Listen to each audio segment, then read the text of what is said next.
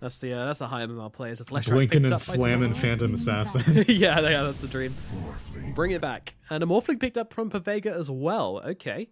This kind of makes sense to me, you know. They don't have any lockdown really on the side of Team Empire other than this I mean Winter's Curse, I guess. But other than the kind of Leshrac stun, I can't really see anything. So Morphling, very good pickup versus this. Always going to be able to more strength right now. 10 seconds. Yeah, I'm a fan. I think Morphling's a very strong hero right now. I think competitively he's kind of going ignored a little bit, but in the pub scene he's proven to be very effective, and I think it's just a fad right now, and more teams may start experimenting with him. Really, the only weakness, like you said, is just chain disable, because even in the laning phase right now, we still... Like, I agree with you that... Oh, actually, no. Yeah, it's probably going to be a 3-position clockwork now, because Leshrac showed up. Yeah, I would... I don't know. I think they can kind of decide who would be better in the lane versus. Oh, you were thinking it could be like a core Lesh. Yeah. Yeah. I don't think either is good versus. Yeah, I guess they need so. someone. Right, but I guess they need someone to show up against Razor mid. I think you want Leshrac core though, and the clockwork to be on the 4th position, because you want the clockwork to be basically running forwards and trying to get these. Cogs off so Leshrac can like split Earth into it, and also he's a better hero, as you're about to mention, by ganking mid. Yeah, and the clockwork basically fulfills the same role as the Tiny was in game 1, which is just a tanky initiator. Yep, that's what Empire like to play around. Radiant team pick. By the way, if you put $10 on Pavaga to win this series, how much do you think you'd get back? Oh, are there odds? There are indeed odds. $10. I don't know, 50. 85. Wow. Yeah, Bookie's not favoring Pavaga at all. Right? No, evidently not. Yeah, one game down is always rough. And well, is that series or game? That's for the series. Oh, okay. That's a little bit. Okay, I think that's fair. I mean, well, it's still pretty high, but I do think that Empire are the favorite in the series. Oh, yeah. Yeah, another one game down as well. Definitely proving that point. And yeah, game 1 didn't really look very good from Pavaga. So yeah, definitely justified in those odds. Of course, those supplied by GG.bet. As Darkseer picked out from Pavaga, who's going to be the 5th and final pick to round off their team. What are you feeling about them this time around? I think they've got the better draft, honestly, so far. I'm not sure what Team Empire can pick here to even think that. Wait, quick predictions for the last pick from Team Empire. I want to say they're going to go for a DK. Let's see. Oh, the DK versus Razor sounds awful. Never mind, ignore me. Looking through heroes, could go Monkey King. Yeah, they need a lockdown for the Morphling is my biggest concern, especially with a surge coming out from the Darkseer as well. They need a big thonk to just keep someone still. Maybe Lion mid is a play. Dude, just finger the Morphling like he doesn't have a game anymore. You're not wrong. I really am. That's not true. It's a play on the line. I don't know. This is tricky, and it seems like they're equally struggling with it. I think the Darkseer was also kind of preemptive in case they felt like, well, no, I don't think they could have gone TB. Gonna go for the Brood. When in doubt. Wow, okay. When in doubt, get the Brood out is the plan. Not sure this is a kind of instant win pick, this Brood. I feel like the Razor deals with them very well. They can even put in the Morphling and just kind of waveform down these little Spiderlings here. They have their options open. Or even put the Darkseer versus Brood, man. They're honestly like, all 3 of these cores are going to do perfectly fine versus the Brood, but yeah, it's more the jungling potential and the lack of invasion which Pavaga will have until level 6 on that Nyx Assassin. So I guess they're kind of looking for Kodo to just get carried away and farm up everything around him, make some space for the Phantom Lance to come online, and the Phantom Assassin to come online. That does seem to be the name of the game. I don't know if I've seen Razor mid versus Brood mid since Unstable Current got reworked. But I get the feeling that a Plasma Field and an Unstable Current can just like shred Spiderlings. Yep, yeah, that build does do pretty well versus Spiderlings. Also makes him like fairly ungankable because the spiders just getting close, start attacking him, and then zap. Yeah, kind of disappear. Because I only really favor final pick Brood whenever it's like I can guarantee that the mid laner won't be able to deal with me. If there are other heroes that can deal with me, and the enemy team has to like do some weird lane swaps to make it work, then I'm like, okay, fine, you can kind of get away with it, because maybe you have to send like a Tidehunter mid, which is kind of a thing, but it's still kind of suboptimal in most situations. Yeah, but exactly. Here, Razor's perfectly okay going mid against a Broodmother, so that's not an issue. And then in the mid game, the biggest thing is, can one hero deal with a Broodmother? If you're able to dedicate one hero to be on Brood duty to keep your towers at bay, that's all you need. And Darkseer can absolutely fulfill that role. So, I don't know, I'm definitely leaning to Pavaga in this game too. Yeah, absolutely. I think I can agree with that based on the draft. We're going to have to see some slightly better players coming out from there this time around, but to be honest, they were making the right rotations. They managed to get a couple of decent kills in the mid game. It was just the team fighting which looked a little bit rough. But with a solid kind of entry to these fights right now, with this Darkseer and this Nyx Assassin, this vacuum into the Impale, it gives them a really nice opening and a very obvious way to try and take these fights, which I think is what you need. When you have a rough game of fighting, game one, you just kind of sort that out game two, and yeah, hopefully they will do so, and we'll see a much closer game this time around. Also going to be keeping close eyes on this Brood and seeing how far Kodos can get, because, I mean, Kodos is a very fond Brood player. Loves this guy. Right. So even and I'm curious how he's going to itemize on this Brood. I think more often than not, we're seeing like more combat-oriented Broods rather than split-pushing Broods. But this game, man, I don't know. This is, I'm very skeptical about like how you're going to be able to make this Broodmother useful, because even if you get like a BKB, then you're just going to still get static linked and all that business. So, and Wall is super good against Brood because her illusions get incapacitating bite, and so if she's getting bitten by her own thing, she's missing, she's slowed. And you can put that on the Phantom Assassin. I don't know. I'm not a fan, but we'll see. Yeah, no, we'll see how it turns out. I mean, the difference is, like, sometimes you pick a Brood just because it's a nice cheesy pick, which will win you the game. Sometimes you pick Brood because you've got a really good Brood player, and he just says to his... True. It's one of those things which only experience can define. Me on it's like, this yeah, one. guys, it's a good Brood game. You're like, why? Like, guys, it's a good Brood game, Bounty rune. So there's going to be an extra one picked up by Pavaga due to that sneaky little rotation there from, I think that was Plantimos wrapping around. So once again, getting the advantage of the bounty runes they did last game as well. Empire maybe needs to tighten up on the start of the game. Well, yeah. They don't really have the best level 1 heroes also. And it looks like Flo is going to be going up against mid as Darkseer against Broodmother, which is also fine. Any of these heroes could have dealt with it. But now you get Razor versus Phantom Assassin, which is even better. Oh yeah, this is the dream right here. Yeah, PA is not going to have a nice lane versus this. See Pikachu just already coming in, stealing that damage, chasing it back under tower. These are my creeps, Dream, and Dream will be sitting on not much damage at all right now with the -22, making it very difficult to get MCS in the early lane. Meanwhile, down the bottom, it's Palantimus and J4. Oh, sorry? Even her dagger can't help her to last it because it scales based off of her damage. It's 25% of her right click, and so if her right click is already reduced, she is not going to be able to CS with Stifling Dagger. Yeah, that's rough. That is very rough. But we'll see how Dream does in this top lane. We've seen him come back from worse lanes than this, or worse matchups than this in previous series, so we'll see how he goes. Meanwhile, the bottom lane, we've got Palantimos and J4 on the Morphling and the Nature's Prophet versus Maiden and Sayu on the Clockwork and the Lesh. Jesus Christ, this right click from Nature's Prophet. Yeah, the Sayu was not... I don't know, maybe he was prepared for that, and was just like, yeah, I'll take some tower hits, I'll take some hits from the Prophet, it's all good. But yeah, that's why this hero is seen so much right now. It's just as a support, because he can literally harass anybody out of lane with his right clicks, with his Treant slash hits. Like, these guys are so tanky, there's no risk of feeding them really.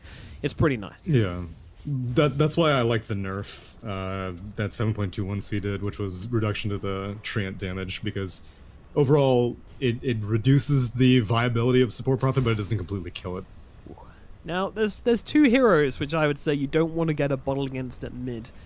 One is Lycan and one is Brood, and that is questionable. Putting the putting the ion shell on the Brood spider, which is like, okay, I'm just gonna move that guy over there. You can sit over there in the corner of shade. Sometimes you need a test if they know they're micro. Because, I mean, again, Kodos is a very skilled player, so I'm sure he knows what he's doing. But every once in a while, you need to be like, Can you really select it out of all this? Are you going to be able to do it in time? Well, he certainly does, but anyway, as I was saying, there's two heroes you don't want to get a bottle against. It's Brood and it is Lycan, because these guys can just send summons over to the runes, they can deny them, like, you're not going to get that bottle refilled very often. And that's exactly what Kodos did already. At the 2-minute mark, he sent a spider to each rune, and just denied the regen rune away from Flo. Didn't even bother going for it for himself, there was no reason. Just keep that bottle empty, and make it a, nullify the pickup, basically. Yeah, it is a little bit surprising that he didn't go for the soul ring first, but he's going for it now. Yeah, we'll follow up afterwards. Meanwhile, Kodos just picks his up from the base in the stash right now. We'll be coming out to him shortly. So far, pretty, Flo doing pretty well in this mid lane, of course, with his Iron Shell. Can just run down all of these creeps. Probably won't get himself many spiders, but doesn't really care about those anyway, as he just pushes out the lane and goes to the Radiant camp and just farms himself up a Storm. Next up, talking of Storms, is Pikachu on the Razor, hanging out in the top lane, just chasing this 13-1 PA back. Now, one thing with the unstable current build does mean that the lane's going to be pushing in quite hard all the time, so that is going to be helping out Dream quite a lot in terms of catching up on CS and basically just getting the most out of this lane. She can just chill on the tower. She can, but she's still vulnerable on her tower. Between Static Link and Nyx Assassin's insane regen, like, I'm sure that... Well, I don't know what Nyx is doing right now. I don't know. He's just kind of standing there while his Razor's dying. Yeah, that is a little bit questionable. Meanwhile, in the bottom lane, though, he lives, and down in the bottom lane, we have a kill onto Maiden. Looks like that was just J4 chasing down the Leshrac with just with right-click damage. Easy peasy, TP in, get the kill, no problems. Pikachu is getting very low. Yeah. But he's fine. Finally, the Nyx Assassin gets involved. I think he was just looking at bottom, waiting for a TP, maybe? I don't know. He was blocking the small camp, is what it was. Okay. But it was, like, super preemptive. He was there for, like, a good 10 seconds, when really you only need to walk in there for, like, a millisecond, and you should be able to pull it off. Yeah, you never know when those those sneaky creeps are going to try and respawn themselves, dude. True, true. Gotta be ready. Once again, oh man, this the Kodos is not messing around. Yeah, I don't know why he didn't just Ion Shell himself. Yeah, me neither. Well, he has But a hey, soul ring now, it's a spider taken out of the lane, right? Yeah. Top lane. Spider Dream being useless loses right a bunch of damage. Oh, nice blink away.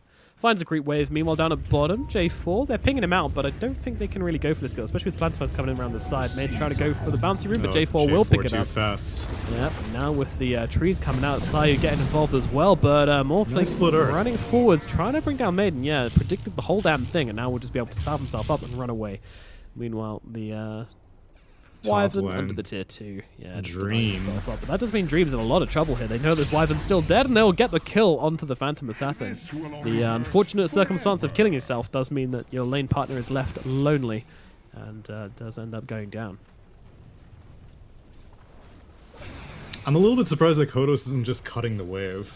Usually in these, like, hard-countered Brood situations, both mid laners will just agree to live between the tier 1 and tier 2 on the opposite side of the map. Like, oftentimes you'll see like Legion Commanders or Tide Hunters or whatever, and it's just like a very, very weird mid lane. But Kodos has been like playing it actually, which is fine. He's farming fine, and so is the Darkseer. It's just it's a different approach than what I'm used to seeing. Radiant's middle tower. Yeah, sometimes I think the mid laners kind of just message each other and go, "Hey, you know what? Let's just hang out around the back of each other's towers. We won't gank each other. We're just both gonna get really farmed and then kind of be like the standout players on our teams, and everyone's gonna talk about how good we are. It's gonna be great." I mean, if a Darkseer can manage to bring out the star power, I'm more than willing to see it. Yeah, that's true. Every now and again, you do see a Darkseer just kind of kick off, especially when they bound by these Helm of the Dominators with the Centaur creep and just going to vacuum stomp onto like 2 heroes chasing down with the Iron Shell Search.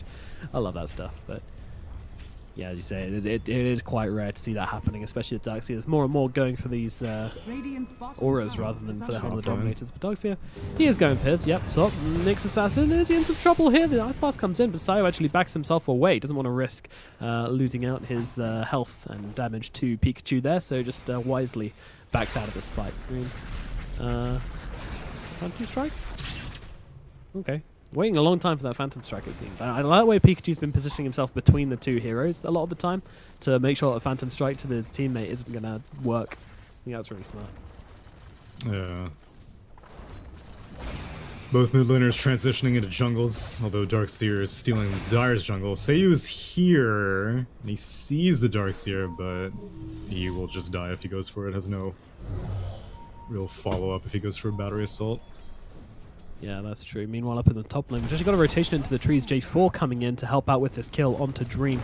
And, well, Dream blinking to the creeps, trying to get himself away from these three heroes on the side of Pavaga, and they actually can't chase him, so... This is a Phantom Assassin able to get herself away. Can they defend this? Or do they want to defend this, though? J4 does not have another Nature's Call available. Into a teammate. They really want to keep the siege creep alive. They certainly do. They're losing a lot of health to it, but now the creeps come in and we'll give them a different target for the tower. As it's a slow burn. I don't think they're actually going to get it here, as the Splinter Blast is probably going to be enough to chase back. And the Raids are pretty low on HP now as well, so can't come in for any kind of aggressive plays. They'll take down the catapult and keep the tower alive for the time being. Up in the top lane. Yeah, I appreciate the timing, but they don't... I think Nature's Prophet needs at least like one more level in Nature's Call before that's a possibility. Yeah, because 3 treants are not going to be able to tank that much. Meanwhile, down in the bottom lane, it's just Maiden versus Plantimos. Both of them just hanging out. Phantom Assassin's all alone. Well, does get the blink forwards. Going for the TP out as well. There is no interrupt available, so that's a very heads-up play from the PA. Gets herself out of danger. Maiden just trying to rip down this tower with these constant diabolic edicts down in the bottom lane, and Plantimos starting to struggle to defend it. It's down to 220 HP. Sai coming in. They want to try and defend this tower. Or at least stop Plantimos getting off the deny, so they're rotating in the clockwork, but I'm not too sure what he can really do versus Plantimos here. I mean, if he lands a Cogs, he could burn off the mana for waveform, but... Yeah, he shows himself now, and Plantimos will be wary about his antics. They keep the tower alive for the time being. J4 actually comes in and gets the sprout off onto Say, but I don't think there's any kind of follow-up right now. Leshrac just TPs himself back to base, wants nothing to do with this. Meanwhile, in the mid lane, Flo just trying to find these spiderlings. Will be unsuccessful. Now I imagine teams will start rotating mid. Tier 1 top got claimed, so Nature's Prophet wants to go for a second tower now. Broodmother can't really easily deal with these treants because you can just slap an Ion Shell on one of them. Vega coming up onto the high ground to say that they're going to use that sprout, but the Cogs come out keeping the center away. Stop him getting in that center, ramming him into the Cogs time again. Does he have any metal left on the center? What? Yeah, he does, but he uses it way too late as the Spiders get themselves away. They get the bounty rune at least on the side of Pavaga, which is what they originally came for. And Empire chased back. And Pikachu duking it out with Dream, but Dream always has a target available, it seems, to blink away to. Yeah, I mean, this is the kind of... Raze is good against PA, of course, if you force her to blink out of the lane, and there's very little she can do to actually get CS, but all things considered, 26-3 versus 56-11. For a PA versus Razor, that's pretty damn good. I don't think Dream's going to be sad about how this lane's gone at all. Yeah, and it doesn't seem like a vast majority of it has been jungle creeps. Phantom Assassin's experience is pretty much up to snuff, so I think Dream has managed to do fairly well, but the map is going to get smaller for him as the rest of Pavaga do converge on this mid lane. Yep, there's the push we were looking for, which we didn't see so much of last game, but now they are putting things into a higher gear. So they take down this middle tower, and maybe look for more here. It's a... Invis up, was spotted by this Observer Warden, another Observer coming down from Man as he just runs himself away here. They're actually going to surge up the next assassin though as he's coming in. He could get for this Maiden. kill. I think he can. He's got no points in mana burn. Going in for the right clicks. Just the Iron Shell's going to do the job though. Now, well, yeah, he's going to go down all the same. Yeah, do what you must. I've already won.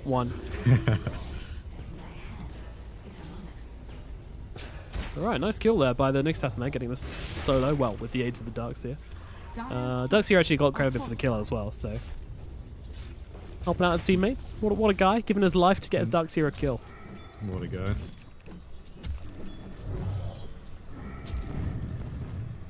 You got any predictions for how Mars is going to do in the pro scene? I'm leaning towards offlaner. Yeah? I think,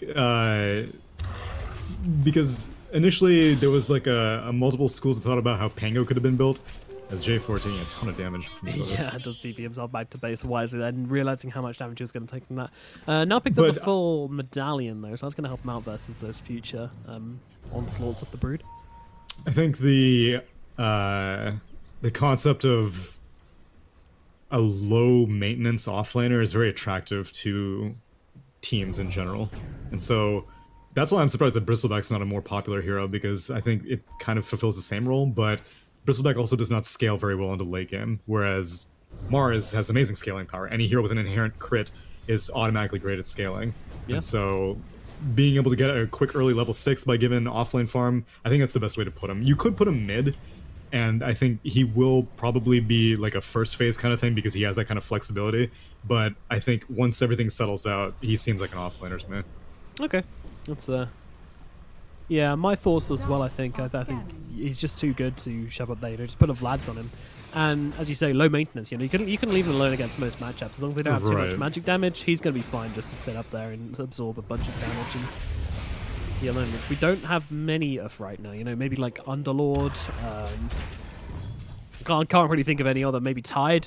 A few heroes you can leave alone in the offlane for the most part. I'd say Tide is probably a pretty accurate comparison because Tide also scales these days with Anchor Smash. Yeah. I think that's the most important like parallel to draw is like who can you really put in the offlane that if they do get farmed, they can really take advantage of it in terms of damage. Yeah. Because most of these offlaners are like, oh sweet, I got a lot of farm, early Blink Dagger or something like that.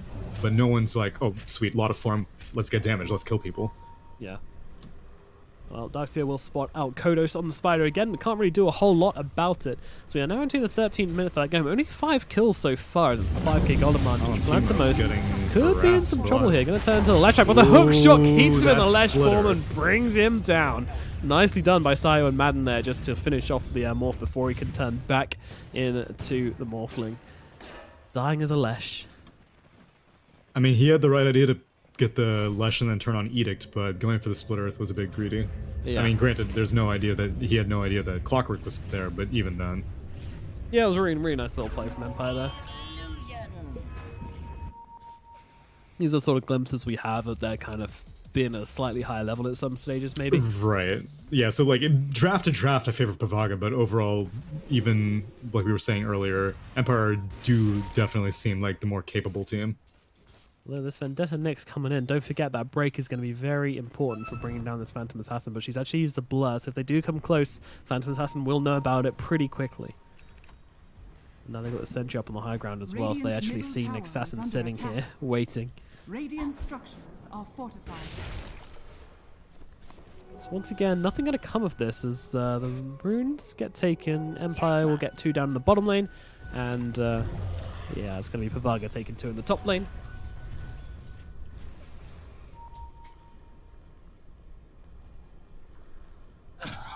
Both teams are waiting for their 1 positions to start becoming useful, although Broodmother is making moves already. Yeah, running into 3 heroes here, looking for some violence as the wall comes down on top of Kodos, but Kodos, yeah, trees don't really work versus this guy. He just runs himself away. No, he's smart to go up the cliff. Even though the illusions of Broodmother do get the incapacitating bite, they do not get the free pathing or any benefits from any webs. So they move really, really slow, and they can't go up and down cliffs. Although Bignum is immediately on the move elsewhere. And he has an Ion Shell on him, so he could solo someone. He's looking for it. Wyvern's better, or a Courier's even better, but... Yeah, no, it doesn't find the Courier, but yeah, Wyvern. He's going to sit here inside his Spike Carapace, which got enough damage taken down with the Iron Shell. Dagger thrown out from the PA. That's what you get for killing my support. I'll throw a dagger at you, just to... Dude, Darkseer got the kill again.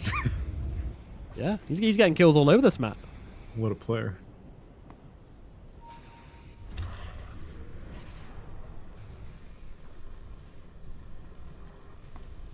It's kind of awkward working your way to the BKB. I don't know. I think the window for a Broodmother to start becoming an intimidating force is closing very, very quickly. Yeah. I mean, I was expecting it to do a little bit more with this defusal, but then again, there's not a lot of heroes she can actually go on. I mean, the Nyx Assassin can spike Carapace got better. Whoa, J4, you crazy for this one? Yeah, he's fine. Nice quick reactions to TP out of there, gets that ward down, but Kodos will now know that there's a ward around in that area. Yeah, almost certainly. But yeah, there's also not a whole lot of Roche potential. I mean, the Prophet helps out a bit with Roshan. They don't have a Vlad's up, I believe, so... I guess the Yeah, Wolf it's much can do easier it for Dire. kinda quickly, but yeah. I mean, the Dire's they've got PA, they've got Brood, They've got Medallion. they've got Medallion, yeah. Who's a Medallion on? Brood. The Brood, yeah. That makes sense. Quick pause out from the Nature's Prophet, J4. Just probably recovering from his mini heart attack when he TP'd in there in the bottom jungle. Does anyone have any sentries? Because it didn't even get pinged out. Maybe Broodmother was just like, dude, he's farming my hard camp. Surely this is gonna get taken down. Doesn't look like anybody's making their way over there. No one has any sentries either. Wyvern's got one queued up. Okay, fair enough.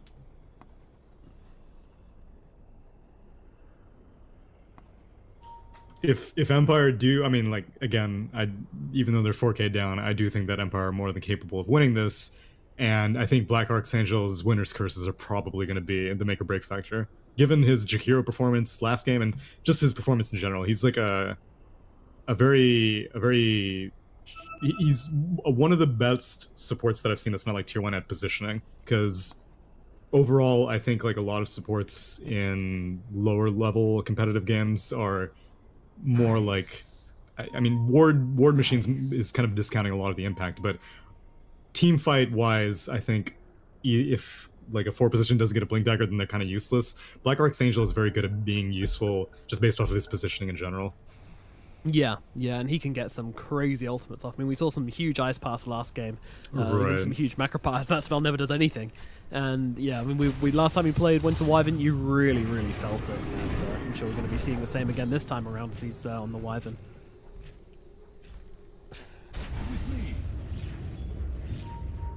J4 trying to invade, but does get caught by the split Earth. Nyx Assassin tries to spike Carapace off as well. They do now see both of these wards. They'll let the Treants get to work, who do manage to take down the Sentry, but they'll also know there's a Sentry up here as well.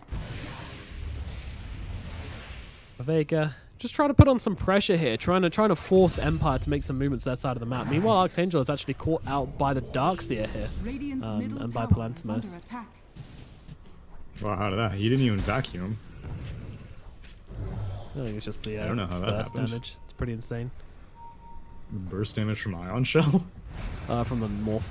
Meanwhile, Leshrac in some trouble. Okay. Stun comes out, but a little bit too late. Just trying to get that damage off on the tower with the Diabolic Edict. Are you getting these stutters in game?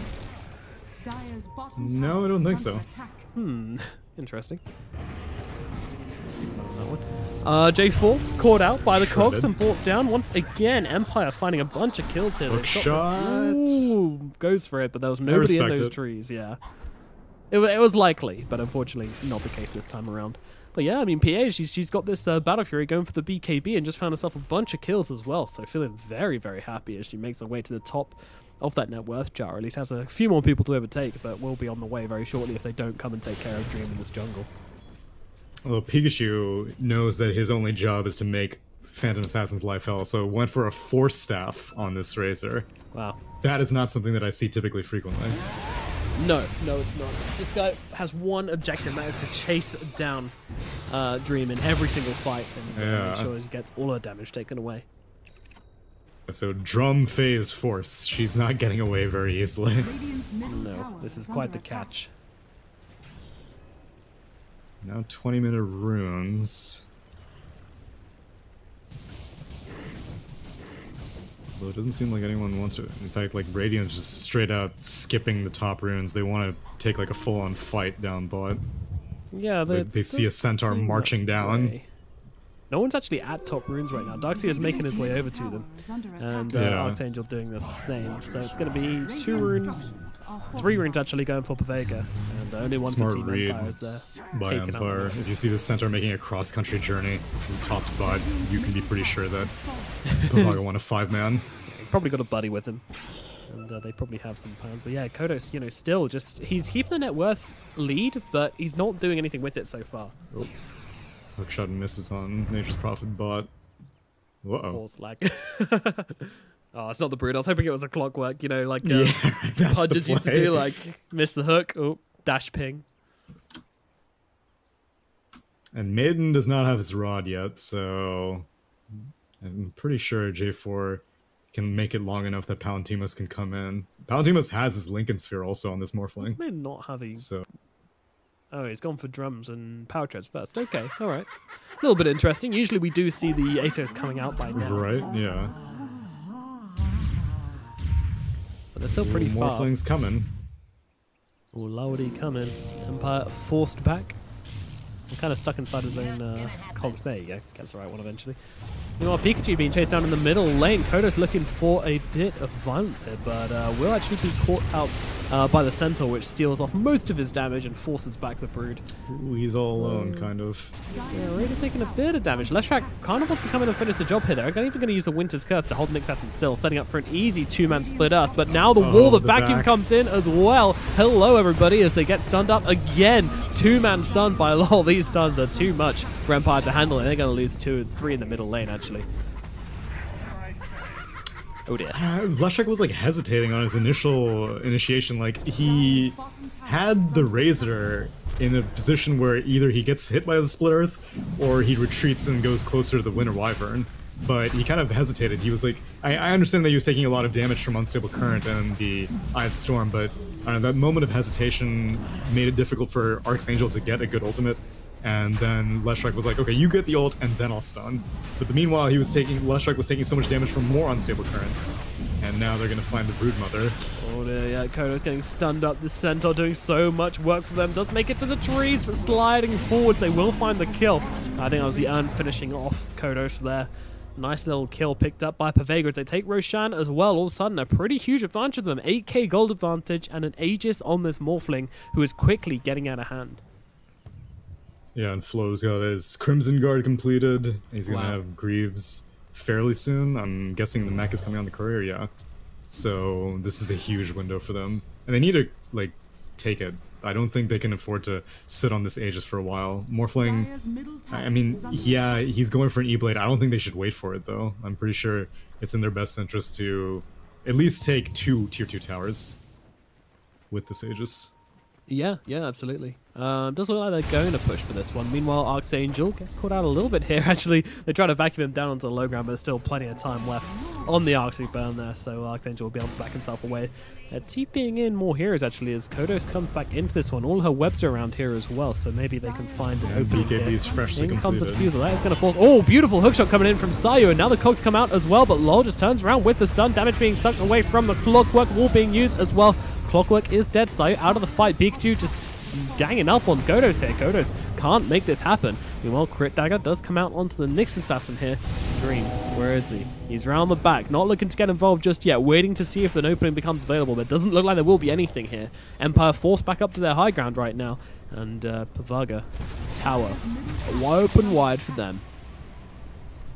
Very half-hearted initiation. Even Kodos wasn't willing to commit a BKB and be like, yeah, let's take this fight.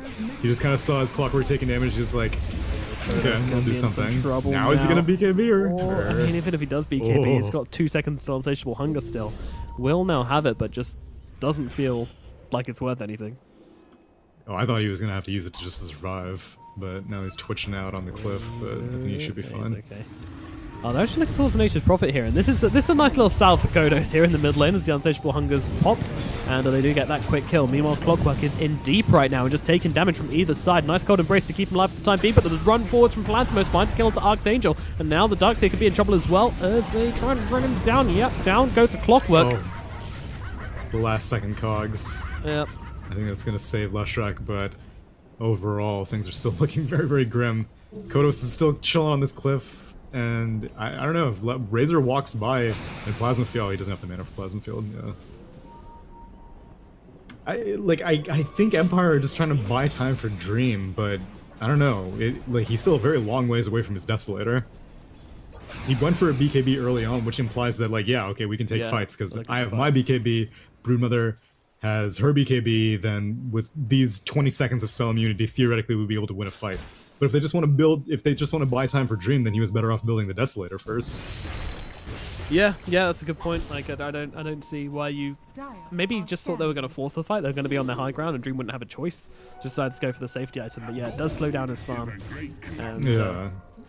And I don't blame Empire for not taking the fight because, like, you know, you're fighting into an Aegis Morphling. Is it really worthwhile? But at the same time, then why even bother initiating? Why send your clockwork in like a guinea pig like 3 times to die? Is the clockwork gonna die? Is it dangerous in there? Yep, yeah, it's pretty dangerous. Alright, we won't take this fight.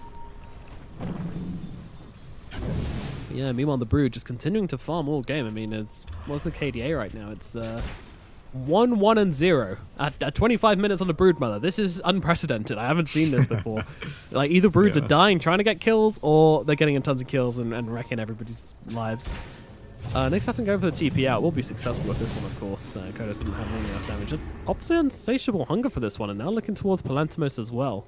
That's not gonna happen. Yeah, I don't think so, especially with this Ethereal Blade on Palantimos as well. He's always got that extra layer of safety, which he will now use. And look at the Wrath of Nature, just clearing through all of Kodos' creeps. Still looking for this one, as Morphling actually turns into a spider of his own here. Looks like Kodos is climbing on his own webs here, and there's just so many webs coming down. But the quick kill, meanwhile, he just finds Sayu in the river randomly after running away from the Brood. It's a pretty fortunate kill for Palantimos, all things considered. Yeah, and it made space for Dream, I guess. He was able to take down the tier 2 bot, but it cost him his 10-second BKB to get out of the situation, so... I don't know. Like, Empire are doing, like, hit-and-run tactics, which, if it pays off, that's great, but... Oh man, Broodmother is shotgunned down. Still refusing to BKB. What a player.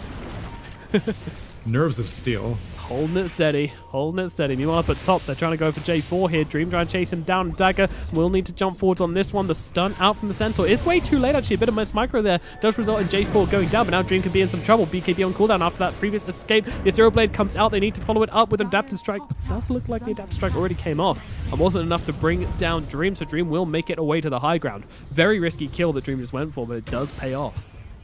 Winner's curse in 5 seconds. Can he survive long enough? Activate the shrine. Shrine, Cold Embrace. Oh, Cold Embrace. Lol knows he can't come too close. Everybody split up, stay away from each other. Just let me handle this as Razor, and they do get the kill. Angel, no hope of escape there. Pavaga, I can't tell if they're taking the bait or they're doing the right thing, because I mean, they're getting kills, and their net worth lead keeps getting like higher and higher, but like, oh, well, at least now they're motioning towards an objective, but the Aegis is timed out by now. Yeah. So if they lose a fight, and Winter Wyvern can definitely buy back as Dream knock. Oh, hookshot connects. Yeah, and now like immediately everyone converges on mid because they're like, oh man, our Nature's Prophet just died. Let's all go mid. But that means that no one was top, and top is completely undefended, and they're not really pushing it. But I guess now they kill Dream. Oh my god, the damage, the magical damage is way too much. Dream gets taken out. Goodness. I was about to say, I'm surprised they're not going for the Vendetta hit to get the break so that Morphling can come in and finish him off with right clicks, but just wasn't needed. Yeah.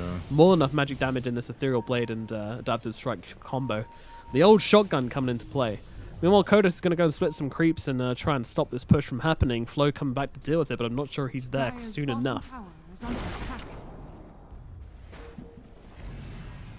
Yeah, and even though they get like a huge window and they still have this huge net worth advantage, still not able to claim any high grounds yet. Yeah, always Maiden he has this radiant, I mean, he has this ward on the cliff, so he even knows that he's pretty safe. He's gonna keep pushing. What a player. Okay, he's backing off. I was like, if he goes all the way to the tier 1, he's an absolute madman. Although he does see Morphling farming still, so maybe he's like, if I don't, not getting shotgun, then I have nothing to be concerned about. Yeah. Although now Wyvern. Oh, Wyvern, that was a deep kill. Very interesting. This is Pavaga really showing quite a lot of dominance here, and Empire struggling to find the answers to them right now. But you know, again, where are these objectives coming from? Yeah, I think it's more Empire like dropping little crumbs everywhere. Pavaga's like, ooh, piece of candy. Yeah. Just a trail leading away from their base. Yeah. Beautifully followed.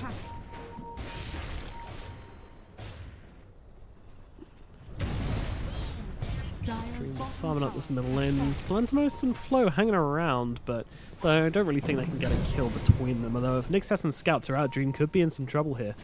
Under the cover of Blur does help out, and even popping down his own sentries here. Loaned to him by Archangel. Oh, he's going for the courier. Or no. Just walking around, placing some sentries. Yeah, he's going for it. You find it? I mean, no, it doesn't get not it. gonna happen. I'm not really sure. What are these sentries for around here? Nyx assassin. Oh yeah, sure, but like, When are they going to be here this often? I don't feel like Oh, they're yeah. just going to pay themselves off. I mean, they're just And meanwhile, more they've got the intent on stun out cutting onto the away. Broodmother here. Even a wall being thrown down onto Kodos as well, but Kodos will be able to back themselves away. In fact, did the wall even hit? I don't think the wall hit. That's awkward. Yeah, that is awkward. Especially with vector targeting. Come on now. Razor is 1v4ing right now, but he's right next to a shrine, so don't think that I want to take it. Yeah, Drew needs to back himself Shotgun. away. BKB used to counter the shotgun, now TPing himself away. Winter's Curse being used to make sure that the Phantom Assassin gets out of this one safely. Archangel TPing away on the tree as well as the rest of Empire trying to get themselves away. Sayu invised up, he should be okay. This very speedy Nick Assassin is going to sail right past, doesn't have a detection for him, so Sayu will survive, although fires off a flare. He's gonna get stunned up. Nice little force up and stun there. Now a shotgun followed through as well. Sayu is dead. Beautiful chase from Pavaga there. Now, you look at how this game is going, and does it feel like Pavaga have a 16k net worth advantage? Does it feel like it's 20-6 right now? Yeah, not really. Now, J4 getting siege under his own tier 2. Oh, dear. Like, Empire just like stretching Pavaga apart so effectively, and Pavaga like looking, I don't know, so scattered. Like, they keep picking up kills, so it's not like a completely lost effort. But at the same time, like, Phantom Assassin's getting bigger and bigger, and Broodmother's getting bigger and bigger. And while Morphling is the hardest carry in the game, I do think that a Razor will start falling off eventually. Especially since he's going for this utility kind of build. He went for the Force Staff, went for Shivas, now he's going for an Aghanim Scepter, which he almost has completed. But it's not like raw damage, and so if he gets insta-gibbed by a Phantom Assassin and an Insatiable Hunger Broodmother, who may get spotted out by Bignum. Ooh, stun is out. Yep, closing the gap, but no, makes it up onto the cliff. And now continues farming like a cool cookie. Being able to pass that tree line was game-changing, Yeah. because Morphling or Nyx couldn't get vision for the shotgun. Yeah, sight just wasn't there. Well, Roche is up now, and I think Empire will be willing to challenge it if they find out that it's happening. Yeah, I think they might But- need to, because there's only so long they can prevent Pavaga from going high ground. Like, with the Aegis in hand, I think that is surely the time when Pavaga go, okay, we're done with getting kills, now we want some objectives. J4 goes J4 dies down. again. Yeah, what was that? It was near mid Yeah. lane. Alright, giving Dream a little bit too much here, maybe. Need to be careful Broodmother about that. feels unkillable. She has her BKB, and she's just not scared about anything. No mana, no problems. Bignum's still chasing onto the high ground here, but Kodo's got to make it back to the shrine, no problems, and dodges out the Impale. Shrine's up to try and get that mana back. Meanwhile, the shotgun does come in, doing a fair amount of damage to the Brood, but Brood just scuttling herself He away. still has his 10-second BKB. That blows my mind. It's amazing the patience on Kodos. Yeah, the guy just doesn't care. He's like, yeah, you know, I don't need it. He's got a very fast calculator app, I think, open, where it's just like, That must be it. yep, shotgun, no, that won't do enough, I'm good. Dire are scanning. But yeah, like, that's kind of like the point we were talking about earlier with like the magic resistance to Ethereal Blade as well, a very tricky one to dodge with Adaptive Strike. I mean, the only way you can ever... No, J4. Oh dear. J4, like, is he alright? I mean, J4 is the only one who knows what the issue is, and that's that they're not taking objectives and they're not taking map control. The problem is he's like doing it all by himself. Meanwhile, Blackheart's Angel Gun, gets yep, shotgunned. does go down. Okay, they're getting sweet revenge for J4's death right now as they take two heroes up in the top jungle, and now we'll probably look towards Roshan. AoE surge out from Flo as well. Very nice talent indeed, and that should help them take Roshan. Yeah, with Wyvern dead, then Empire cannot challenge this. They do have the buyback, so I'm wondering if they're going to use it, but Roshan falling so quickly to Vega here. There's hook shot. Hookshot's also on 14 cooldown. seconds, that sucks. Push out the waves, keep doing what you've been doing for the past 30 minutes, pretty much. Yep, get those waves pushed Playing in. fire. Trying to... Oh, they got the Roche kill with the rocket flare. Are you what? kidding me? Wow. Who needs a 200 hook magic shot? damage. Yeah, when you've got a 200 magic damage flare to take Roshan with. God damn. Sometimes I think when that happens, the enemy team should leave the Aegis for him and say, hey man, you know what? That was sick. There you go. Yeah, where were the tips? That was definitely a tip-worthy moment. Sentries down. I'm surprised that Dream isn't just popping the BKB and going for this, because could be in some trouble right now as Razor coming in for this one as well. Just going to try and drop the Nyx Assassin and TP himself out, I bet. Yep, there you go. The Nyx Assassin kill, was it worth it? Yes, it was. PA gets out nicely. Dream makes the calculations. Alright, you can Kodos micro his way out of there. He just says screw it, sends all the spiralings away. It's like, it's not worth it. Although Flo's just kept on testing him throughout the entire game, and finally Yeah, Kodos pretty just done much. with him. He's just like, alright, fine, whatever, dude. Like, it's 35 into the minutes of the game. You can take, like, the 3 gold you get per spider, dude. But I may get the kill. He's I gonna don't know, the surge Surge, yeah, doing a lot of work. Meanwhile, the backlines are initiating onto Pikachu here. The Razor in some trouble, just keeping him locked down. Beautiful split up and combos. They're going to take this Aegis down, and they're going to look for more, I think. Buyback comes out from the Nyx Assassin. Razor just taken to the front lines. Doesn't have a BKB to work with. Nice backwall coming down onto Saber Man. Doesn't get the critical PA in this one, though. And there comes a Winter's Curse down. Pikachu kept out of it there and actually gets a kill onto Maiden. I'm not sure Maiden maybe thought that he was in that curse or not. Black Archangel trying to run himself away, playing around the clip. Meanwhile, a nice little adaptive shot. Just going to blow up Seiyu. And down goes Archangel as well. As Lantimos taking 2 kills here in the middle lane. They take the Aegis, but unfortunately it costs them a hell of a lot. I think both the carries were respecting this Razor too much. Phantom Assassin wasn't really going in because she was afraid of getting static linked, and Brood Mother was taking care of the backline. But as a result, after that Aegis went down, Razor just had full control of how the second half of the fight went. So it looked really good initially, but Empire really weren't able to like isolate a target the way that they wanted to after that Aegis. Like the initial chain control was really great, and now down goes a gem on the Clockwork.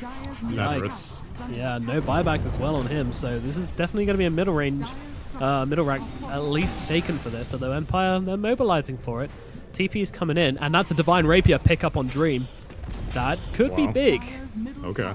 The big cojones play is coming out. She wraps around the back here, looking to take him by surprise, and they stun up and jump in the damage onto the Darkseer. Is enough? The Ethereal Blade actually going to save Flo for the time being. Force stuff him out of this one. They want to keep the Darkseer alive, but the damage coming through onto Pikachu, they can't keep him okay. And down goes a Nyx as well. J4 in the trees. Hello, sir, but the PA going for the Morphling. Morphling's TP. Oh no, now they've got him burned down. This is a disaster for Pavaga. They're going to try and keep him alive as he turns into the, yeah, it doesn't matter. She's down. Dream fires up. The Rapier goes for the big dick plays, and it absolutely pays off here in the middle lane as they get 4 massive kills. Defend. They didn't even take the melee racks. They're absolutely fine with this has gone down. They do now know that the Rapier is there, but, I mean, there's no better Rapier reveal than that. Yeah, there's no better Rapier. It's never going to happen. Yeah, triple Stifling Dagger. Yep. No one had any idea. No Ghost Scepters or Ethereal Blades available to, like, you know, defensively kite around the Phantom Assassin. She went all in, and it's paying off so far. The game is not over, though. There are still 2 buybacks available on the Morphling and the Razor. The question is, how much are you going to have to change your game plan to deal with this new information of the Rapier? Yeah, so 6 seconds only on the BKB, which could prove to be the downfall of Dream. But they're looking to take the melee barracks themselves, and no one is going to buy back from Pavaga to defend this one. So it's actually Empire who now get the buildings advantage at the 38th minute into this game, and they're not done. They're feeling it right now.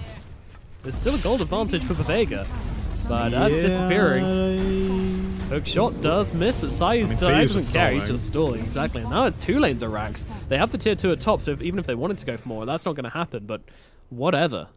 I don't know why Morphling wasn't willing to buy back for that, because like it's not like he's very close to his next item. He's not going for a BKB, he's going for a Butterfly, and I don't think a Butterfly is a make or break item for Palantimos.